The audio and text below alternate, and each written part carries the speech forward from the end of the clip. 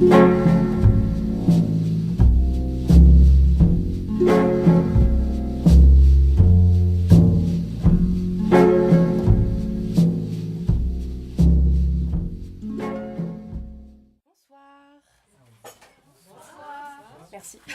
Ça aurait été un peu gênant sinon. Comment ça va? Bien. Ok. Bah, moi aussi ça va. On est dans une configuration un petit peu insolite et je trouve que ça va plutôt bien avec la soirée de ce soir. Alors, un petit mot déjà. Merci à tous d'être ici pour les petites lectures dans la cour. Donc c'est notre 2e édition.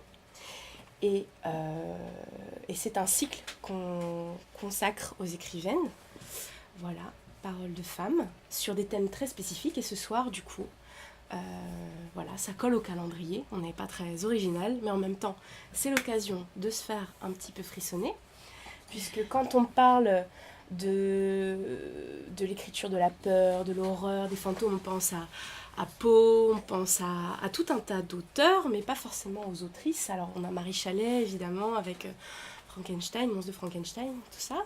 Mais l'idée, c'est que ce soir, on se mette dans les oreilles à la fois quelques classiques, mais aussi quelques textes qu'on connaît un peu moins, qui sont plus actuels, voire qui sont très récents. Et du coup, c'est ce qu'on va faire ce soir. Alors, je vais vous demander de... non, pas d'éteindre vos téléphones portables, mais bon, c'est pas grave, on fera avec si ça sonne. C'est mieux si vous êtes en vibreur, évidemment, ou en silencieux, afin de créer une écoute bienveillante et posée. Et donc voilà, on est ce soir 5 lecteurs. Donc il y aura moi à plusieurs moments, il y aura aussi Juliette qui est tout devant, il y aura Cathy et Gérard qui sont près du miroir, et il y aura Caroline qui est sur une marche. Et nous allons nous relayer tous ensemble pour vous proposer voilà, plusieurs textes. Et on va commencer sans plus d'introduction. Est-ce que vous connaissez Régine d'Étambel? Non. Super, c'est parfait. Elle a écrit un roman il y a quelques années qui s'appelle La Splendeur et qui est un roman assez original car celui qui raconte l'histoire, qui est en fait la biographie complètement fantastique et fantasmée et chatoyante d'un scientifique à la Renaissance, un scientifique italien qui est à la fois médecin, théologien, chercheur, un chercheur un peu fou. En fait, le personnage qui va raconter la vie de ce mec-là, c'est un démon. Et c'est un démon qui est une sorte de mentor pour ce personnage, une espèce d'ange gardien, sauf que là, c'est pas vraiment un ange gardien, c'est plutôt une instance maléfique, mais qui va quand même le protéger et lui inspirer des pensées. Et donc, le personnage qui ouvre le roman, donc, c'est ce démon. Et je vais vous faire entendre sa parole. Au ciel, il se pratique un petit commerce, à peine clandestin, de menus objets et de rogatons divers. Par exemple, tout le trafic d'âmes passe par les démons, qui en expédient chaque jour un assortiment vers la terre. Moi, je suis le divin pourvoyeur des hommes nés au 2e jour de Vénus en balance. Vers leur corps de chair, j'achemine leur âme parfaitement candide. Je suis ce hurlement qui traverse leur ciel. Soudain, une immense catastrophe invisible sous la verrière de leur petite tête. Ils ont écopé de ma turbulente compagnie pour les siècles des siècles, et je sème bien volontiers la terreur en mes chairs avec une joyeuse ardeur. Je n'y peux rien, c'est ma nature. Pour la douceur, changez de décan. Aujourd'hui encore, vous me sentez frissonner au plus près de vous, en vous, respirer et battre à vos tempes. Vous sentez bien que je suis là. Vous sentez donc forcément que vous venez d'ailleurs, qu'avant ces abominables journées sur terre, vous tremblotiez gentiment sous la brise tiède et céleste. Je suis le souvenir en vous de cet ailleurs où l'on est allé vous cueillir. Je suis l'affreuse mémoire de votre déracinement. Inutile de murmurer que le ciel est vide, je vous entends. Un démon à l'oreille fine. Puisqu'on va me demander des noms, autant manger le morceau. Je fus le démon familier de Vitellius, empereur romain, ainsi que le génie de la flotte espagnole envoyée par Ferdinand et Isabelle, un 24 septembre au matin pour conquérir tout l'Occident. Je suis la folie de cette femme qui vient d'échanger son bébé contre une grappe de raisin. Ce soir, je serai la pulsion de cette piémontaise qui va se mettre à ranger des pierres. Je serai bientôt l'humeur gothique de Horace Walpole, le flair d'Antoine-Louis Barry, et un peu plus tard, la grosse voix intérieure de Charles Ferdinand Ramuse, l'intuition d'Edward Bach, guérisseur par les fleurs, l'égérie aussi de Francis Scott Fitzgerald, le petit doigt de Howard Hughes, l'oreille d'Alfredo Strauss, également la clairvoyance de John W. Young, assis au poste de pilotage d'Apollo 10, le feeling de Linda McCartney, d'Isia Egelin, le duende de Pedro Almodovar. Voici pour quelques-uns qui sont donc pays, puisque nés dans mon cercle. Et si on regarde bien, il y a chez eux un peu de moi, marque de fabrique. La même laideur au charme fou, parce que, à force, je donne à mon cheptel des plis semblables. C'est le métier, c'est l'habitude. Ils se ressemblent tous entre eux par quelques traits, mes petits bacilles, ma tribu, mes poussières. Un tas de consanguins, certes. Depuis Vitellius, pas de grand changement. Ce grand ramassis de miteux continue à s'admirer et à souffrir, c'est tout. Et ça n'est pas nouveau. Je me promène du matin au soir. Un démon a une activité frénétique et passe son temps en bondissement, toujours là pour les hommes, à l'arrivée comme au départ. Les défunts, ça ne fait pas une carrière, mais puisqu'il faut des noms, je suis, si j'ai bonne mémoire, et entre des millions d'autres, le démon familier des restes méconnaissables de Pépin le Bref, d'Innocent II. J'ai toujours éprouvé une vraie joie à foutre en l'air des papes. D'Isabeau de Bavière, cette conne piriforme, de Paraclèse, farouche avec son collier de barbe fauve, et mort à la fois d'un cancer et d'une fracture de l'os temporal, de Dom Pierre Pérignon. J'ai champagnisé son âme. Quel grand moment ce fut! D'André Grétry, de quelques autres singes parlants et petits malins, du samouraï Takamori Saigo, de 88 témoins de Jéhovah qui ont brûlé ce jeudi-là dans les fours nazis, de Françoise Sagan, d'André Gorz, un samouraï lui aussi, de Nelly Arcan, la pauvre petite. Dire que j'en ai tiré satisfaction serait forcer la vérité. Sans préjudice de tous les agonisants du sida et du tréponème pâle avec lequel on peut d'ores et déjà converser sur Facebook. Réseau social pour les morts. Ils sont innombrables, mes hommes. Sur la terre comme au ciel, ça commence à chiffrer. À force, les wagons du ciel en sont pleins, escaladant, dégringolant des échelles de la création dans de grands jets de vapeur. La seule différence avec un élevage de poulets, c'est qu'une âme prend encore moins de place. Pas de corps résout presque tous les problèmes. Des bébés, j'en anime chaque année un bon petit paquet, des œufs premier choix, futurs poussins de luxe, datés du 2e jour de Vénus en balance. J'insuffle une âme dans leur corps de vraie vie, tout charnu de santé. Toutefois, on ne m'ôtera pas de l'idée qu'un cheval ou un chien sont des animaux incomparablement plus rationnels, et de surcroît plus sociables qu'un nourrisson d'un jour, d'une semaine ou même d'un mois. Mais il arrive que j'en aime un. Alors, je suis beaucoup moins fainéant. Et le roman commence. Et la vie de ce scientifique aussi. Pour faire suite, on va écouter maintenant Caroline qui nous a composé un conte pour avoir peur.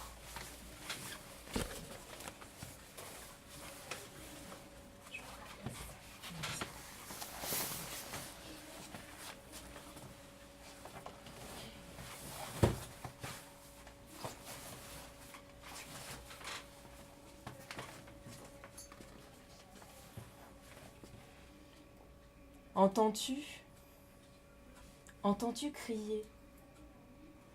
Entends-tu ce cri le soir sur la lande? L'entends-tu, voyageur? C'est le cri de l'enfant abandonné au cœur des marais d'oubli. C'est son cri de désespoir. Il appelle son père et jamais il ne viendra. prends garde à toi. Il était une fois un petit garçon heureux et souriant. Sa maman tomba gravement malade et mourut. Son papa était très pauvre. Un jour, il n'eut plus rien à lui donner à manger. Comme il ne pouvait pas le regarder dépérir jour après jour, il décida d'aller l'abandonner dans les marais d'oubli. Il alla donc avec sa barque au cœur des marais et abandonna le petit garçon sur une petite île.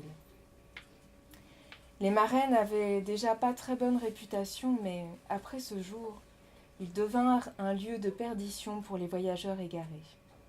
Les voyageurs rejoignaient les premières habitations venues dès que la nuit commençait à tomber. L'hospitalité était de mise. Chacun savait ce qui arriverait aux malheureux qui se laisseraient surprendre. Chaque nuit, ils se barricadaient à double tour, fermaient leurs doubles volets pour ne pas entendre les plaintes du fantôme du petit garçon, ces longs appels déchirants portés par le vent. « Papa, papa !» appelait-il, mais jamais il ne venait. Le fantôme du petit garçon errait des nuits entières à la recherche de son père. Quand il trouvait un voyageur égaré, ses plaintes étaient tellement tristes que le malheureux ne pouvait pas se soustraire à sa demande et le suivait au cœur des marais. Bientôt, la petite île se couvrit de crânes et jamais le père du petit garçon ne revint. Certains drames semblent se répéter. Un homme se maria, 1 an plus tard naquit une jolie petite fille. Elle souriait à la vie et tout le monde l'aimait. Quelques années plus tard, sa maman tomba gravement malade et mourut.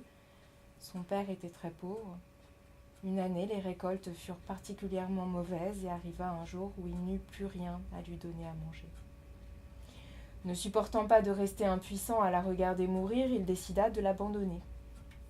Il se dit qu'au cœur des marais d'oubli, il n'entendrait pas ses cris. Ils partirent dès l'aube le lendemain, il l'emmena jusqu'à une petite île voisine de celle du petit garçon. Il repartit vite, mais les marais sont mouvants, et il mit trop longtemps à retrouver son chemin parmi leurs méandres. La nuit tomba, et le fantôme du petit garçon partit en quête d'un papa. La petite fille attendait sagement que son papa revienne la chercher. Elle regardait les étoiles apparaître une à une dans le ciel. Elle écoutait le murmure du vent dans les feuillages, le clapotis de l'eau sur la berge. Elle n'avait pas peur. Elle savait que son papa reviendrait. Il ne se fit pas beaucoup attendre. Elle le vit dans une barque émergée des profondeurs du marais. Elle le vit mettre pied sur une petite île toute blanche proche de la sienne. Elle l'entendit pleurer, pleurer, pleurer, et puis plus rien. Le cri de désespoir du petit garçon déchira le silence quand il se rendit compte que cette fois encore, ce n'était pas son papa. La jeune fille mit un peu de temps à comprendre ce qui venait de se passer. Quelque chose avait changé en elle. Elle était triste, mais elle savait que cela ne valait plus la peine d'attendre. Papa ne viendrait plus. Au matin, la marée ramena la barque sur sa petite île, elle monta à bord et repartit. Elle s'installa dans une petite cabane de pêcheurs au bord des marais. Les gens avaient tellement peur du fantôme que personne ne viendrait l'embêter. Elle devint sa propre maman et son propre papa.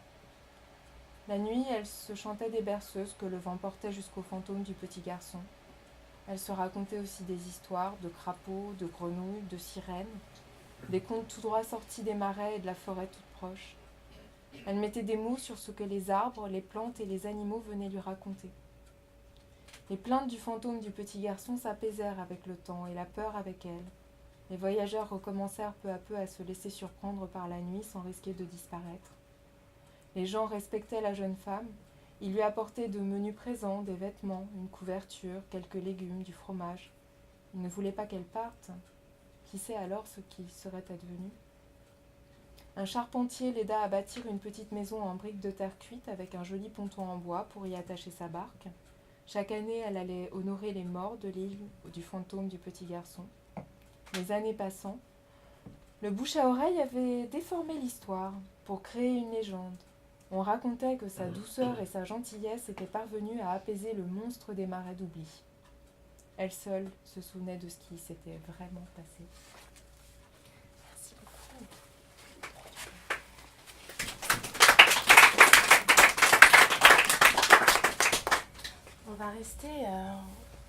on va rester avec les esprits, les murmures, les étrangetés, les résonances. Et on va aborder un véritable classique à plein d'égards. Voilà, vous connaissez sans doute les sœurs Brontë, les 3 sœurs Brontë, qui étaient dans leur lande, là, comme ça, encore baignées de l'univers, de leur imaginaire enfantin, les jeux qu'elles faisaient quand elles étaient gamines. C'est avec Émilie qu'on va poursuivre et son chef-d'œuvre Hurlevent, ou Les Hauts de Hurlevent, comme on a eu coutume de le traduire jusqu'à très récemment. Et c'est Catherine et Gérard qu'on va écouter à présent, dans un extrait que je vais vous introduire en quelques mots. En fait, pour vous dire 2 petits mots sur le cadre de cet extrait, vous avez Mr. Lockwood qui loue une parcelle sur le terrain qu'est Hurlevent à Heathcliff, le personnage principal, qui se rend donc chez Heathcliff. Il passe un très mauvais moment car il est très désagréable, toute sa famille est imbuvable, ils sont méchants, ils se tirent dans les pattes, c'est vraiment... Voilà, c'est pas super. Et une tempête de neige va s'abattre sur le domaine, il va y être bloqué là-bas pour la nuit. On va le mettre dans une chambre qui est glauque sur tous les aspects, autant le dire.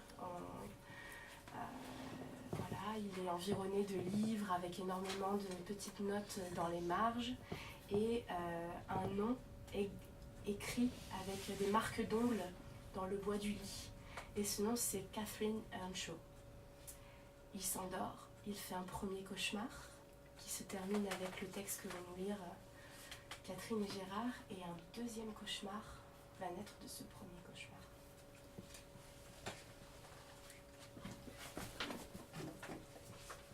Bientôt, la chapelle entière résonnait sous les assauts et les contre-assauts.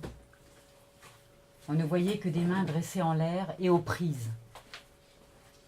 Brunderham, ne voulant pas rester oisif, manifestait son zèle en une grêle de tapes sonores sur le bord de la chaire. Et celle-ci retentissait si furieusement qu'à la fin, pour mon indicible soulagement, elles me réveillèrent. Et qu'était-ce qui avait provoqué ce terrible vacarme? Qu'est-ce qui avait tenu le rôle de Jab dans la bataille? Simplement une branche de sapin, voisine de ma fenêtre, et qui, poussée sous la rafale, cognait de ses petites pommes sèches contre les carreaux. J'écoutais un instant dans l'incertitude. Lorsque j'eus reconnu l'origine du bruit, je me retournai, m'endormis et eus un nouveau rêve, plus désagréable encore si c'est possible. Cette fois, je me souvenais que j'étais couché à l'intérieur du cabinet de chêne et j'entendais distinctement le vent souffler en rafales et la neige tomber dru. J'entendais aussi la branche de pin répéter son bruit irritant et attribuais celui-ci à sa véritable cause. Mais il me gênait tellement que je décidai de le faire cesser si j'en étais capable. Je crus que je me levais et essayais d'ouvrir la croisée. La poignée était soudée au crampon. Particularité que j'avais remarquée étant éveillée, mais que j'avais oubliée. Il faut absolument que cela cesse, murmurai-je. Et passant mon poing au travers de la vitre, j'étendis le bras pour saisir cette odieuse branche. Mais au lieu de cela, mes doigts se reformèrent sur les doigts d'une petite main glacée. L'affreuse horreur du cauchemar m'oppressa. J'essayai de retirer mon bras, mais la main s'y accrochait. Et une voix déchirante sanglotait. « Laissez-moi entrer, laissez-moi entrer !»« Qui êtes-vous ? Qui êtes-vous » demandai-je, tout en me débattant pour me dégager. « Catherine Linton » répondit la voix en grelottant.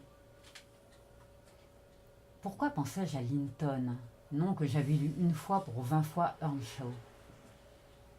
Je rentre à la maison.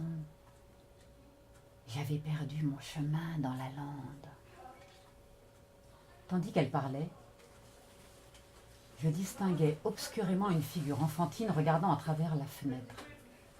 La terreur me rendit inhumain, et voyant l'inutilité de mes efforts pour me défaire de cette créature, j'attirai son poignet contre le carreau cassé et le frottai en tous sens jusqu'à ce que le sang vînt inonder les draps. Cependant, elle gémissait. « Laissez-moi entrer !» sans desserrer une étreinte tenace qui me rendait presque fou de peur. « Comment le pourrais-je » dis-je à la fin. « Lâchez-moi si vous voulez que je vous fasse entrer. » Les doigts cédèrent, je dégageai vite les mains, me hâtai de placer devant l'ouverture une pyramide de livres et me bouchai les oreilles pour chasser la douloureuse prière. Il me sembla rester ainsi un bon quart d'heure. Malgré cela, lorsque je prêtai l'oreille de nouveau, la voix plaintive continuait à se lamenter. « Allez-vous-en, criai-je. Je ne vous laisserai jamais entrer, même si vous suppliez pendant 20 ans. » « Il y a 20 ans, gémit la voix. 20 ans. Je suis une épave depuis 20 ans. » À ce moment, un faible grattement se fit entendre à l'extérieur et la pile de livres bougea comme si elle était poussée par derrière. J'essayai de me lever, mais ne pus remuer un membre. Alors, dans une transe de frayeur, je poussai un hurlement. À ma confusion, je découvris que mon cri était réel. Des pas rapides s'approchèrent de la porte de ma chambre. Quelqu'un l'ouvrit, d'une main vigoureuse, et une lumière se montra par les carrés découpés au sommet du lit. Je m'assis, frissonnant encore et essuyant la sueur de mon front. L'intrus sembla hésiter et se murmura quelque chose. À la fin, il dit dans un demi-chuchotement qui n'escomptait manifestement pas de réponse : « Y a-t-il quelqu'un là ?» Je jugeais préférable d'avouer ma présence, car j'avais reconnu l'intonation de Heathcliff, et je craignais qu'il ne poussât plus loin ses recherches si je restais muet. Cette attitude adoptée, je me tournai de son côté, fis glisser les panneaux. Je ne suis pas prêt d'oublier l'effet que produisit ce geste. Heathcliff se tenait près de l'entrée, en chemise et en pantalon. La chandelle coulait sur ses doigts, et sa figure était aussi blanche que le mur derrière lui. Le premier craquement du panneau de bois le fit tressaillir, comme sous une décharge électrique. La lumière entre ses mains sauta en l'air d'un pied, et son agitation était telle qu'il put difficilement empêcher le bougeoir de tomber. « Ce n'est que votre visiteur, monsieur, » m'écriai-je vite, voulant lui épargner l'humiliation d'une poltronnerie trop évidente. J'ai eu le malheur de pousser un cri dans mon sommeil à cause d'un horrible cauchemar. Je suis désolée de vous avoir dérangé.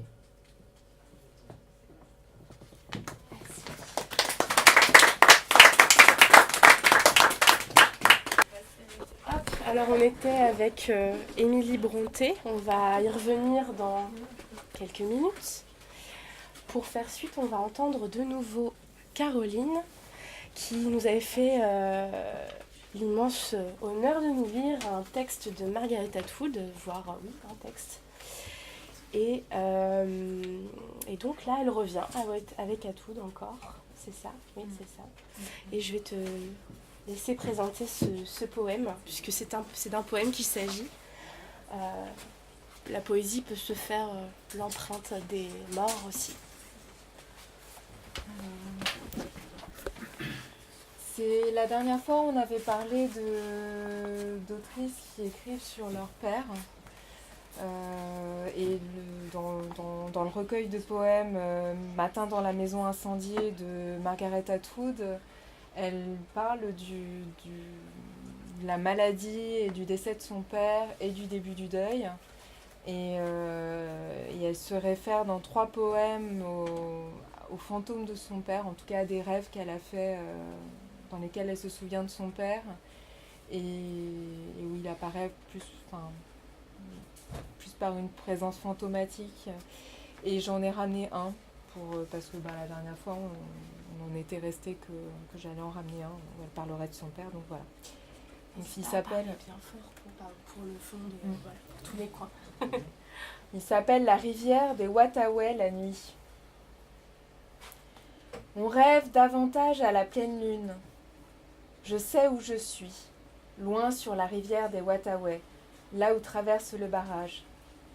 Une fois, en pleine tempête, dans l'étendue d'eau froide, en amont, 2 longs canoës pleins d'enfants ont chaviré, et main dans la main, ils ont tous chanté jusqu'à ce que le froid étreigne leur cœur. Je suppose que dans nos heures de veille, c'est à ce que nous pouvons espérer de mieux, si vous imaginez cet instant, échelonné sur des années.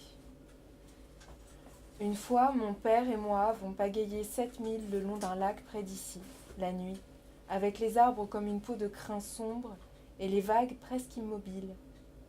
Au clair de lune, sur le chemin devant était aussi clair qu'obscur.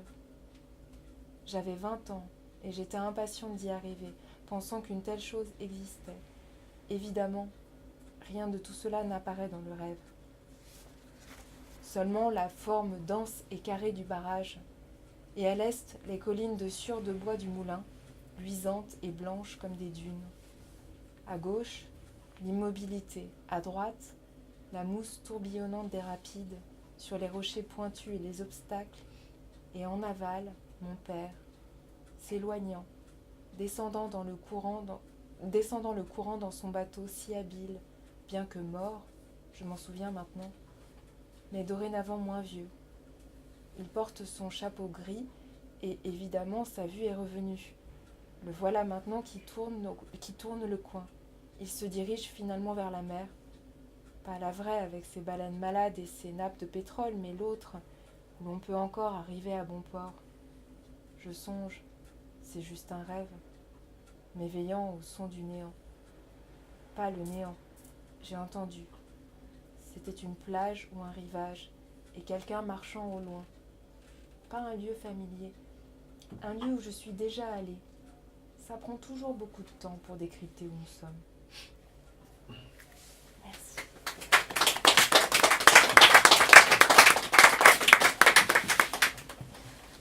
Merci beaucoup. On va continuer dans la songerie et dans la relation père-fille, finalement. C'est une merveilleuse transition. Avec un poème d'Émilie Brontë, car elle écrivait beaucoup de poésie aussi. C'est d'ailleurs sa sœur Charlotte qui un jour a découvert tout un tas de textes qu'elle n'avait jamais montrés. Et c'est Gérard et Catherine qui vont mettre en voix un poème dont je vous laisse annoncer le titre.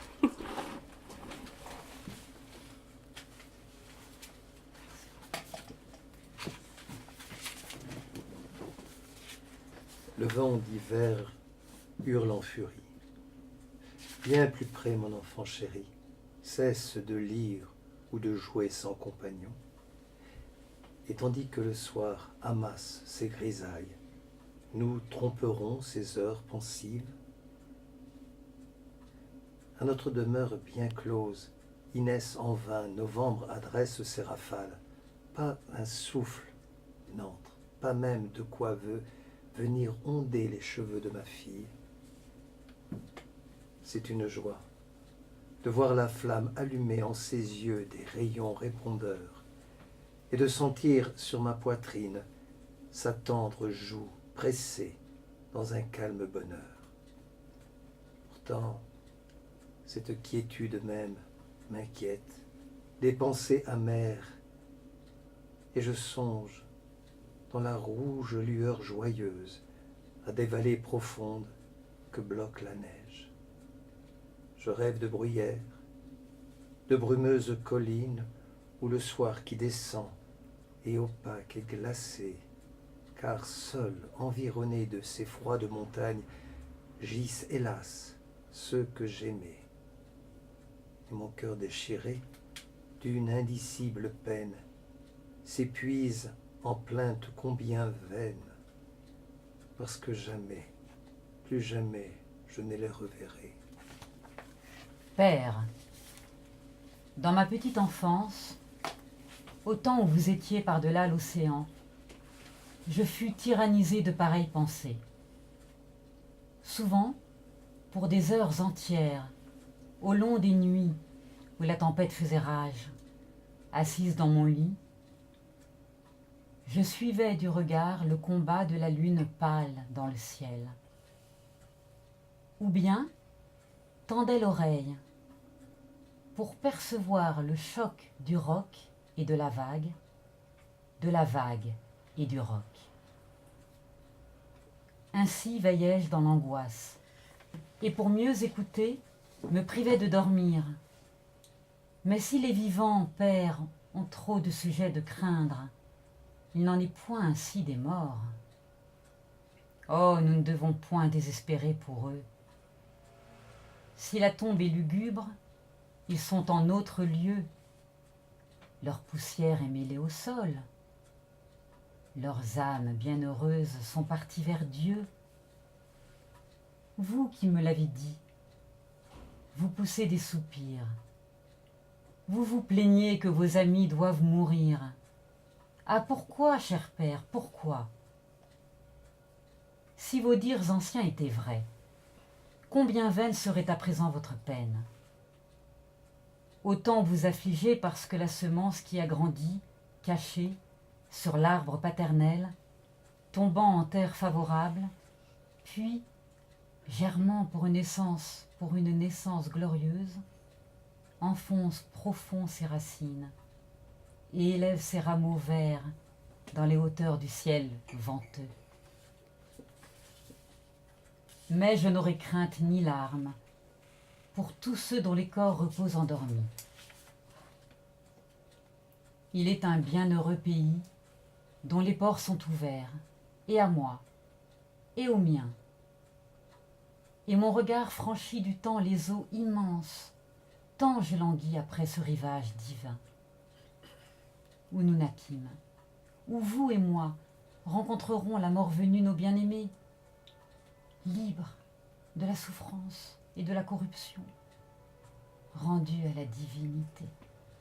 C'est bien parlé, ma douce et véridique enfant, plus sage que ne l'est ton père.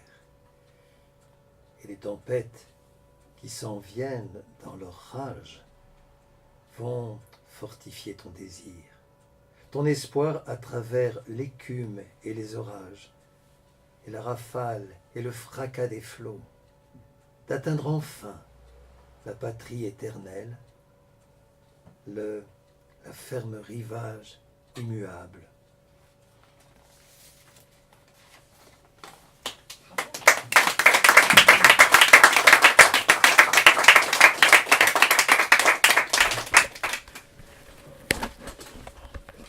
Comme quoi c'est étonnant, à travers les textes plus ou moins récents, il y a ce topos du rivage, de quelque chose d'assez lumineux dans le trépas, quelque chose qui va vers ailleurs, vers autre chose. C'est plutôt... ça donne du souffle, c'est quelque chose qu'on retrouve dans plusieurs textes. On va faire suite encore une fois avec Atoud et Caroline, c'est un peu le couple à la mode, et il fonctionne à merveille. Et je te laisse nous présenter un dernier poème que tu vas nous lire. Juste par rapport au rivage, il y a une expression aux États-Unis, enfin je ne sais pas si c'est en Angleterre ou seulement aux États-Unis, pour désigner la mort, on dit prendre un bateau pour la Chine, qu'on retrouve vraiment mis en scène. Ah oui, c'est bon ça. Ben, je sais pas de quelle époque ça date, mais en tout cas on retrouve ça dans un film de Nicolas Ray à la fin. Ok. Voilà, il est dans une urne, tu sais, genre urne chinoise, une porcelaine, et il est sur un bateau, et c'est ses cendres en fait. Voilà, c'est le dernier film de Nicolas Ray. Et de Wim Wenders, puisque donc lui il est dans une urne et il peut pas le finir. Donc Margaret Atwood maintenant. en beaucoup plus gai. Le poème s'appelle Descente, il provient du même recueil de poèmes, donc toujours Matin dans la maison incendiée. Et donc c'est parti. 1. Il se trompait sur le soleil. Il ne sombre pas dans les enfers la nuit. Le soleil part, tout simplement, et les enfers émergent.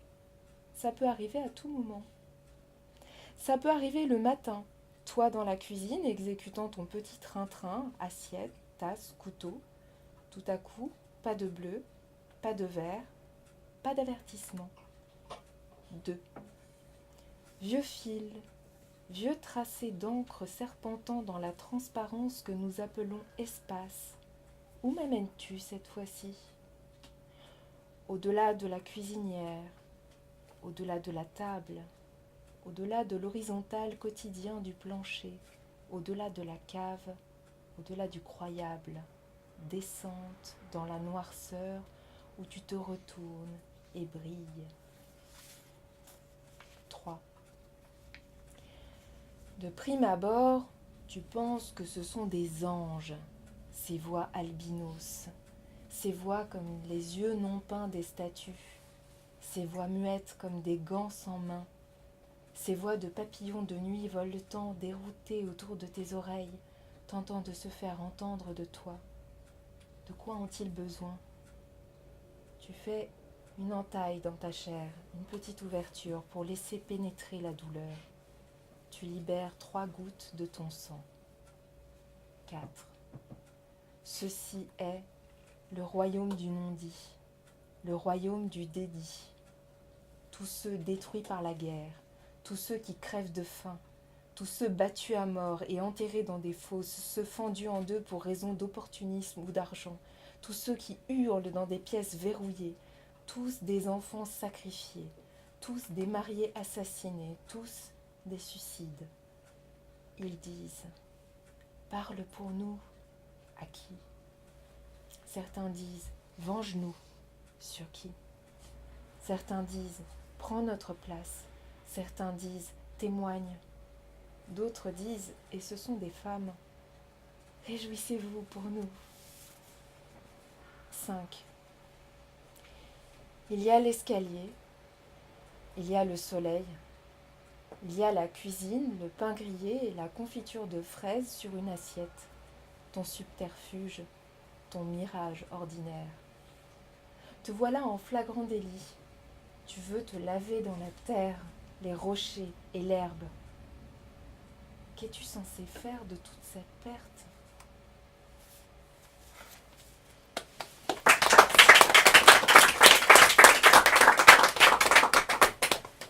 Merci beaucoup.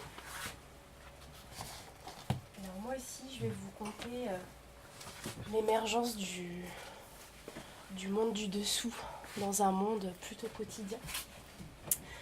Dans un univers fictif un peu plus solaire. Est-ce que vous connaissez Isabelle Allende ? Oui. Alors on va se plonger dans La Maison aux Esprits, qui est son premier roman, qui a été un énorme succès, qui a été porté au cinéma avec un casting absolument incroyable. Et je vais vous proposer de suivre, et Gérard va prendre ma suite. On va vous raconter un petit bout de la vie de Clara, qui est l'un des personnages centraux de La Maison aux Esprits. Donc c'est assez proche de Marquez pour plein de choses.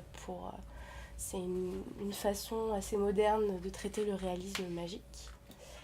Et donc Clara, un jour, elle est élevée avec beaucoup de joie par ses parents, Severo et Nivea, en Amérique du Sud, plutôt dans les années 1910-1920. Elle a un frère qui s'appelle Luis, elle a une sœur qui s'appelle Rosa, qui meurt jeune. Et un jour, elle décide de se taire. Clara avait 10 ans quand elle décréta qu'il ne valait plus la peine de parler et s'enferma dans son mutisme.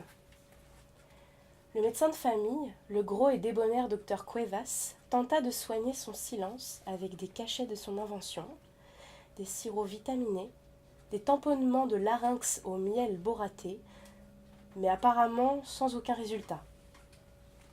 Il dut constater que ces médications se révélaient inefficaces et que sa seule présence suffisait à terrifier la fillette.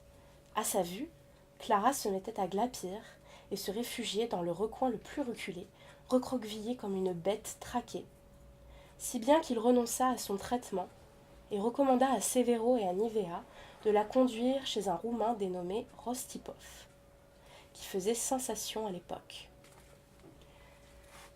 Rostipov gagnait sa vie en se livrant à des tours d'illusionniste dans les théâtres de variété et avait réussi l'extraordinaire exploit de tendre un fil de fer depuis l'extrême pointe de la cathédrale jusqu'au dôme de la confrérie galicienne de l'autre côté de la place, pour traverser en marchant dans les airs avec une perche pour seul et unique soutien.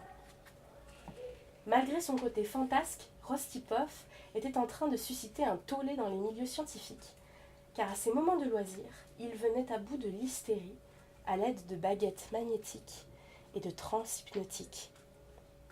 Nivea et Severo emmenèrent Clara au cabinet de consultation que le Roumain s'était improvisé à son hôtel.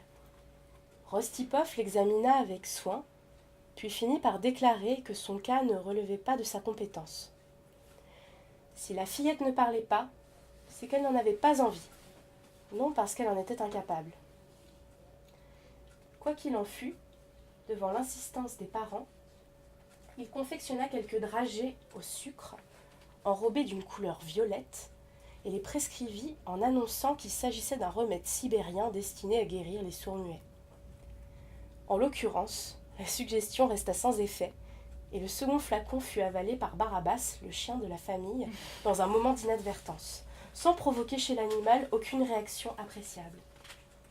Severo et Nivea s'évertuèrent à faire parler leur fille en recourant à des méthodes plus domestiques, menaçant et suppliant tour à tour, allant jusqu'à la laisser sans manger pour voir si la faim ne la contraindrait pas à ouvrir la bouche et à réclamer son dîner, mais ce fut là encore en pure perte.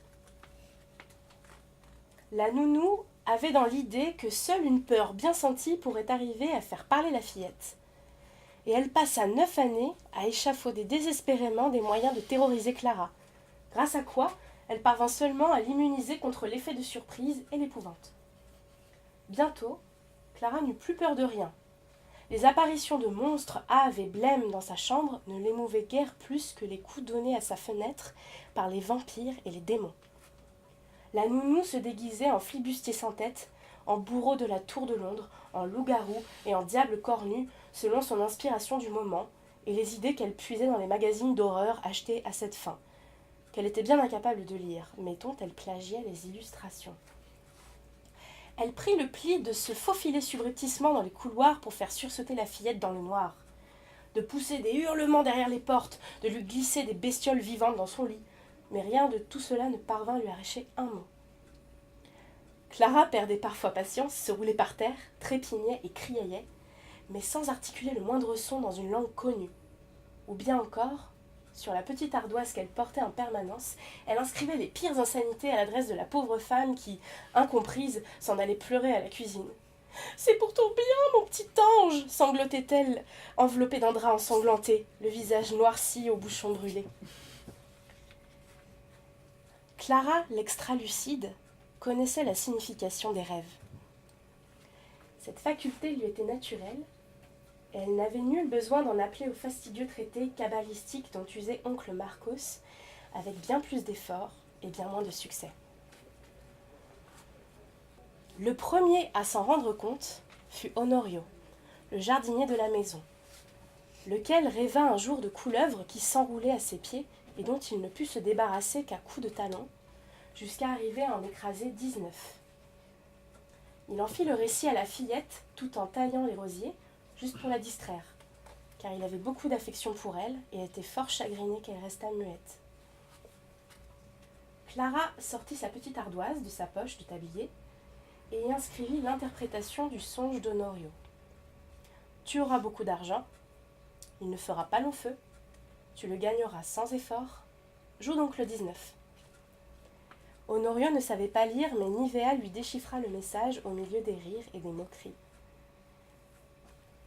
Le jardinier fit comme on lui avait dit et gagna 80 pesos dans un tripot clandestin aménagé derrière une cave à charbon. Il les dilapida dans un costume neuf, une mémorable cuite avec tous ses copains et une poupée de porcelaine à l'intention de Clara. À compter de ce jour, la fillette eut beaucoup à faire à déchiffrer les rêves en cachette de sa mère, car dès que fut connue l'histoire d'Honorio, ce fut à qui viendrait lui demander ce que ça veut dire de survoler une tour avec des ailes de cygne, de dériver à bord d'un canot et d'entendre chanter une sirène à voix de veuve, la naissance de 2 jumeaux soudés par l'épaule et tenant chacun une épée à la main. Et Clara inscrivait sans l'ombre d'une hésitation que la tour n'est autre que la mort et que celui qui la survole échappera à un accident fatal, que le naufragé qui entend la sirène perdra son emploi et connaîtra le manque, mais sera aidé par une femme avec qui il fera affaire, et que les jumeaux sont mari et femme, engagés malgré eux dans un même destin, et se lardant l'un l'autre de coups de lame. Quelques années passent. Gérard, je te laisse prendre la suite de l'histoire de Clara. Clara passa son enfance et les débuts de sa jeunesse entre les murs de la maison dans un univers d'histoires merveilleuses, de silence paisible, où de temps en temps se décomptait pas avec les cadrans et les calendriers, où les objets avaient leur vie à eux, où les revenants prenaient place à table et devisaient avec les vivants, où passent, où les futurs étaient de la même étoffe, où la réalité présente était cadéoscope de miroirs sans dessus-dessous, où tout pouvait survenir. C'est un régal pour moi de lire les cahiers de cette époque où se dépeint un monde magique désormais révolu. Clara habitait un univers conçu pour elle, qui la protégeait des rigueurs ou de la vie, où se mêlait indissolublement la prosaïque vérité des choses tragiques et tangibles, et la sédutieuse vérité des songes, où les lois de la physique ou de la logique n'avaient pas toujours cours. Clara vécut cette période tout à ses rêvasseries dans la compagnie des esprits aériens, aquatiques et terrestres. Si heureuse qu'en 9 ans, elle n'éprouva pas le moindre besoin de parler. Tout à chacun avait perdu l'espoir d'entendre à nouveau le son de sa voix quand le jour de son anniversaire, après qu'elle eut soufflé les 19 bougies de son gâteau au chocolat, elle étrenna une voix qui était restée remisée pendant tout ce temps et qui sonnait comme un instrument désaccordé. « Je vais bientôt me marier, dit-elle. »« Avec qui ?» demanda Severo. « Avec le fiancé de Rosa, » répondit-elle. Ce n'est qu'à cet instant qu'ils réalisèrent qu'elle venait de parler pour la première fois depuis tant d'années. Le prodige fit remuer la maison sur ses fondations et pleurer en chœur toute la famille. Chacun, interpellant son voisin, l'annonce s'en répandit à travers la ville. On consulta le docteur Cuevas, qui ne parvenait pas à y croire. Et dans le charivari causé par la nouvelle que Clara s'était remise à parler, tout le monde en vint à oublier ce qu'elle avait dit. On ne s'en souvint pas que 2 mois plus tard, quand Esteban Truba, qu'on n'avait pas revu depuis l'enterrement de Rosa, refit son apparition pour demander la main de Clara. Merci.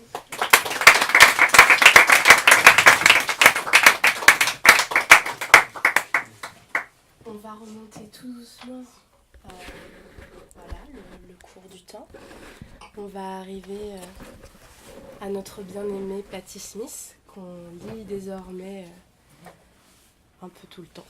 Faut dire que Madame Patti, elle écrit beaucoup sur plein de sujets. Et c'est Juliette qui va nous lire un passage de Glaneur de rêve et qui va conclure cette lecture.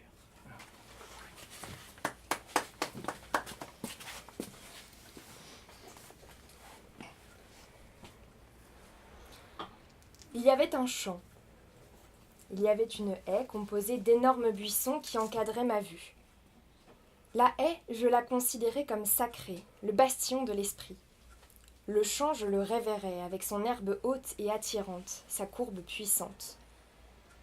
Plus loin, sur la droite, il y avait un verger et sur la gauche, une grange blanchie à la chaux qui portait les mots « salle de bal » au-dessus des doubles portes.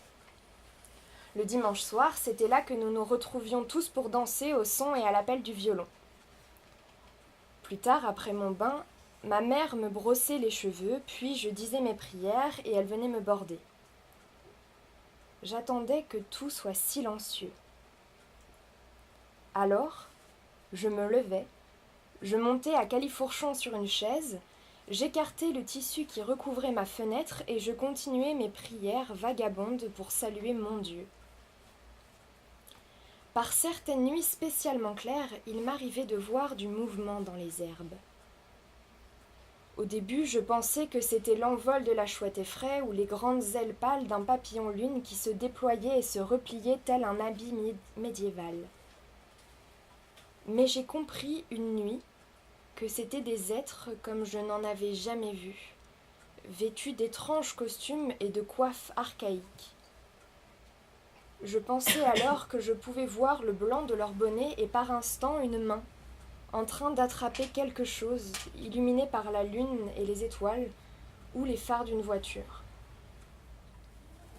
Le matin trouvait le champ clair, débordant d'un millier de fleurs sauvages que nous aimions cueillir pour tresser des couronnes. Mais la pièce maîtresse, c'était la vieille grange noire peuplée de chauves-souris. Elle a brûlé depuis longtemps, mais à cette époque, on aurait dit un haut de forme déglingué que seuls les braves et les solitaires sauraient porter. On passait devant quand on allait se promener mon frère, ma sœur et moi. J'étais l'aînée, la plus jeune n'était pas encore née. On allait à pied jusqu'au centre-ville et on escaladait le mur de pierre qui protégeait, tels les bras d'une mère, le cimetière des amis. Sous le grand noyer, la fratrie s'immobilisait et cet endroit nous semblait, même en plein jour, le plus discret et le plus silencieux du monde. Là, enveloppé dans une atmosphère à la fois solennelle et douce, on fumait l'amadou qu'on avait découpé dans les marais, on communiait pendant des heures sans pourtant dire un mot. Ces instants nous remplissaient de joie, des monceaux de joie dont je me délecte encore en relisant ces notes. Sur le chemin du retour, on gambadait, on saluait tous ceux qui nous charmaient. Le vieil homme qui vendait des vairons en guise d'appât, le ruisseau qui nous semblait si large qu'il aurait pu se jeter dans les eaux du Delaware, l'armurerie, la salle de bal, puis le champ des Thomas qui nous accueillait, qui nous appelait, semblait-il, par notre nom. Nous courions dans l'herbe, nous y retrouvions nos amis. Parfois, je me laissais tomber dans le lit de verdure et je contemplais le ciel. On aurait dit que la carte de toute la création était tracée là-haut. Et distraite du rire des autres enfants, je basculais dans une immobilité que j'aspirais à maîtriser. Là, il était possible d'entendre une graine se former, d'entendre l'âme se replier comme une nappe blanche. C'était là que je pensais qu'ils étaient, ces êtres. Je les entendais de temps à autre murmurer et siffloter comme derrière un mur de coton. Je les entendais, mais je ne parvenais jamais à saisir la langue qui parlait ni les mélodies qu'ils esquissaient. Quand je revenais, tout était comme avant.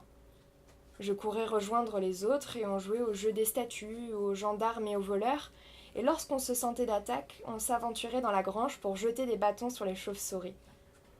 Plus tard, en traversant la route pour rentrer à la maison, Je ne manquais jamais d'incliner la tête avec respect lorsqu'on passait devant la haie. Un après-midi, on m'a envoyée en ville toute seule. J'étais très agitée car j'avais décidé d'interroger le vieil homme qui vendait des vairons au sujet des habitants du champ. Les enfants avaient peur de lui, mais sous un certain angle, il semblait presque béni, éternel. Un très vieil homme, dans une très vieille maison, une cabane branlante peinte en noir, est placé en retrait d'un terrain envahi par les mauvaises herbes. Le mot « appât » était peint sur le toit en pente de la véranda. C'était là qu'il s'asseyait par tous les temps, dans sa salopette, avec ses longs cheveux et sa longue barbe blanche, pour surveiller le monde et la tombe de sa femme, enterrée dans les ombres près de sa maison. Je me tenais devant lui. Il me semblait n'avoir pas vraiment posé la question, car mon esprit qui s'agitait en tous sens refusait de coopérer avec ma langue. Mais peut-être quelques mots s'étaient-ils échappés de ma bouche, car il a répondu, en tournant le fourneau de sa pipe, sans ouvrir les yeux, sans même remuer les lèvres. C'est les glaneurs de rêves. Je n'ai pas cherché à en savoir davantage. Ces mots me semblaient trop fragiles, trop importants. Je me suis contentée de décamper en courant, en volant presque. C'est à peine si j'ai pensé à dire au revoir. Je me suis quand même retournée pour faire un signe de la main. Ses yeux ouverts ont rencontré les miens. Ses yeux renfermaient ce qu'on ne peut qu'appeler qu'une splendeur. Je ne savais pas ce que ça pouvait bien être un glaneur de rêve, mais ce mot avait une certaine noblesse et ce travail me semblait tout indiqué pour moi. Alors, j'ai continué de monter la garde, par tous les temps. Après quoi, je tirai de nouveau les tissus sur ma fenêtre et je m'allongeai sur mon lit, incapable de dormir. Je m'amusais à leur donner des noms et à dessiner avec le faisceau de ma lampe de poche leurs capes et leurs bottes et les nuages où ils vivaient. Et l'image des glaneurs de ce champ endormi me plongeait à mon tour dans le sommeil. Et je me promenais parmi eux, dans les chardons et les épines. Ma tâche n'avait rien d'exceptionnel. Arracher une pensée fugace, telle une touffe de laine au peigne du vent.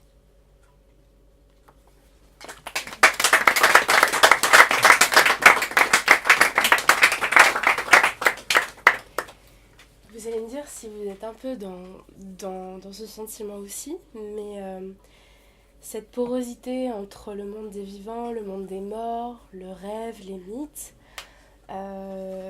voilà, toutes ces choses qui traversent ces textes dans des textes qui ont été écrits sur des continents différents, à des époques différentes. Ça peut nous faire peur, ça peut nous faire réagir, ça peut nous interpeller.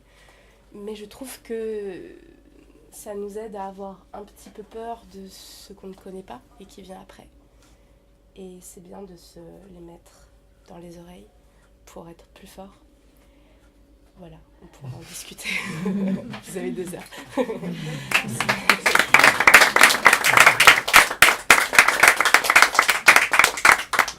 Merci infiniment à vous tous d'être présents. C'est exceptionnel de vous avoir tous là, comme ça, tout près.